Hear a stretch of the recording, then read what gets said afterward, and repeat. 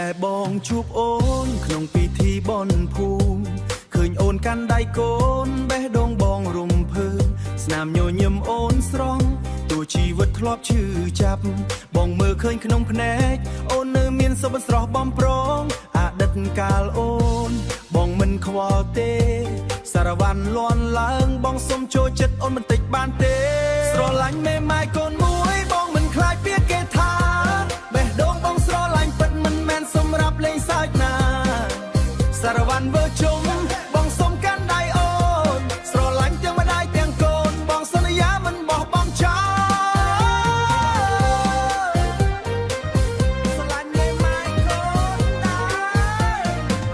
កូនអូនញញឹមដាក់បងដោយការរីកព្រឹកថ្មីសំលេងសើចតូចធ្វើឲ្យផ្ទះដងបងភ្លឺចែងចាំងអូនប្រាប់ថាខ្លាចស្នេហ៍ខ្លាចឈឺម្ដងទៀតបងសុំធ្វើជាអ្នកថែទាំមិនឲ្យអូនស្រក់ទឹកភ្នែកទៀតឡើយអតីតកាលអូនទុកឲ្យខ្យល់យកទៅចាប់ពីថ្ងៃនេះទៅ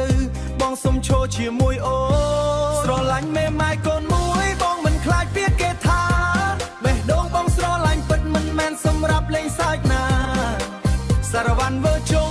បងសុំកាន់ដៃអូនស្រឡាញ់ទាំងម្ដាយទាំងកូនបងសន្យាមិនបោះបង់ចោលស្រឡាញ់មេម៉ាយកូនអើយឲ្យភ្លេងសារវ៉ាន់ជាសាក្សីស្នេហ៍យើ